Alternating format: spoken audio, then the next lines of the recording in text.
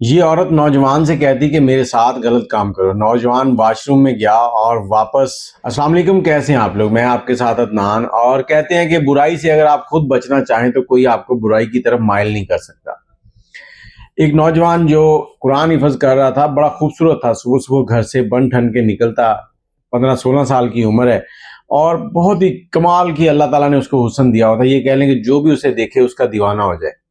اور جس محلے سے گزر کر وہ مدرسے جاتا تھا، اسی محلے میں ایک بدکار عورت رہتی تھی۔ اس عورت نے اس کو کھڑکی میں سے دیکھا تو اسے بڑا پسند آ گیا۔ دوسرے دن وہ نیچے آئی، اس کو ادائیں دکھانے لگی۔ اب اس کے سامنے اس نے روز آنا کہ یہ اس کی طرف دیکھے، لیکن یہ لڑکا جو تھا یہ اس کی طرف دیکھتا ہی نہیں تھا، یہ اپنے کام سے کام رکھتا اور سیدھا مدرسے چلا جاتا۔ جب اس نے 4-5 دن کے بعد دیکھا کہ اس کا یہ پینترا جو ہے یہ کام نہیں کر رہا، تو اس نے اپنی نوکرانی کو کہا کہ تم نے صبح یہ کام کرنا ہے۔ صبح ہوئی، نوکرانی نیچے گئی اور وہاں بیٹھ گئی۔ جیسے وہ نوجوان گزر رہا تھا تو اس نے کہا کہ تمہیں میری مالکن ملنا چاہتی ہے۔ نوجوان نے کہا کہ ان کو مجھ سے کیا کام ہے؟ اب وہ کہتی کہ انہوں نے کوئی مسئلہ پوچھنا ہے تو وہ آپ کو بلا رہی ہیں۔ اب نوکرانی گھر میں لے گئی، گھر میں لے جانے کے بعد اس کو سیدھا اس عورت کے کمرے میں لے گئی۔ جیسے یہ نوجوان اس کمرے میں پہنچا ہے تو اس عورت نے فوراً کنڈی بند کی۔ نوکرانی کو اس نے پہلے سے سمجھایا ہوا تھا کہ جیسے ہی تم اس کو اندر چھوڑو تو اس کے بعد تم نے چلی جانا ہے کہ میں چائے لے کے آتی ہوں اور میں کنڈی بند کر لوں گی۔ کنڈی بند کی، اس کے بعد نوجوان سے کہتی ہے کہ چلو میرے ساتھ غلط کام کرو۔ اب نوجوان پریشان اس کے چہرے کی طرف دیکھ رہا ہے اور دعا کر رہا ہے کہ اے میرے رب مجھے اس مصیبت سے نکال۔ اب وہ انکار کر رہا ہے، لیکن وہ عورت کہتی ہے کہ اگر تم نے کچھ نہ کیا تو میں شور ڈال دوں گی اور تم بدنام ہو جاؤ گے۔ اس کے بعد ہر شخص یہی سمجھے گا کہ تم ادھر آئے ہو اور تم نے یہ کام کیا ہے۔ اب لڑکا جو ہے وہ پریشانی کے عالم میں کھڑا ہے، ایک دم اس کی نظر سامنے جاتی ہے باتھ روم پہ۔ وہ کہتا ہے مجھے پیشاب کرنا ہے۔ یہ عورت کہتی ہے ٹھیک ہے جاؤ پیشاب کرو، کیونکہ باتھ روم کا دروازہ کہیں دوسری طرف نہیں کھلتا تھا۔ اب یہ نوجوان باتھ روم میں جاتا ہے، تو 5 منٹ کے بعد جب باتھ روم سے باہر نکلتا ہے تو اس کے جسم کے اوپر وہ غلاظت ساری لگی ہوئی ہے، اپنے جسم کے اوپر گندگی لگا کر وہ باہر نکل آتا ہے۔ اب یہ عورت اس کو دیکھتی ہے اور ایک دم سے الٹی کرنے کی ایسے ہوتا ہے جیسے اس کو الٹی آ جائے۔ کہتی یہ کیا کیا؟ کہتا بس میں تمہارے ساتھ غلط کام نہیں کر سکتا۔ تو عورت نے اسے کہا کہ تم پاگل ہو، شاید لوگ اس کام کے لیے مرے جاتے ہیں، جو مجھے ایک بار دیکھ لے میرا دیوانہ ہو جاتا ہے، اور تجھے میں خود کہہ رہی ہوں اور تو کہتا نہیں۔ عورت اس کو گھر سے دھکے دیتی ہے، نکال دیتی ہے کہ دفع ہو جائے، تو گندا ہے، پاگل ہے۔